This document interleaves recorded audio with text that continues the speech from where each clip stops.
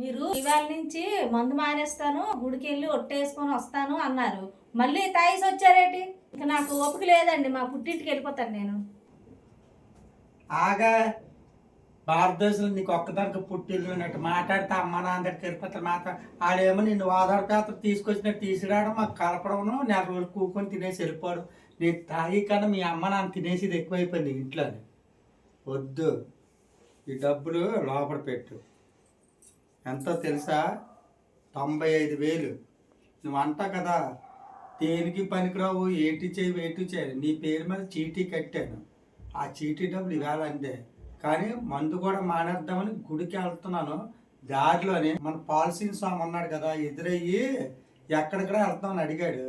ఈ రోజు నుండి మందు మానేస్తున్నానయ్యా, గుడికి వెళ్ళి దండం పెట్టుకుని ఒట్టేసుకుందాం అనుకుంటున్నాను. అప్పుడు పాలసీని స్వామి ఏంటన్నాడు తెలుసా? అనుకోకుండా మానేస్తే హ్యాంగ్ ఓవర్ అయిపోద్ది నీకు.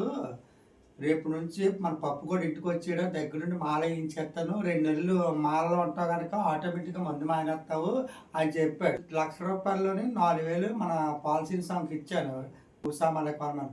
ఉన్న వెయ్యి ఇంకెలాగా లాస్టే కదా ఈ రోజు అని కొద్ది తాగాడు. తప్ప చెప్పు.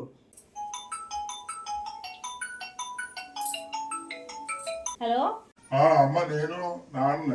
చెప్పండి. ఎలా ఉన్నావు? బాగున్నాను. అమ్మ ఎలా ఉన్నారు? అమ్మ బాగానే ఉంది. కానీ ఇప్పుడు చెప్పింది బాగా ఆలోచించు. నువ్వు మొన్న హారం పెట్టి ₹1,00,000 తెచ్చి నాకు ఇచ్చావు కదా, ఆ ₹1,00,000 అల్లుడికి చేతికి ఇచ్చి పంపించాను. మరి తీసుకున్నావా?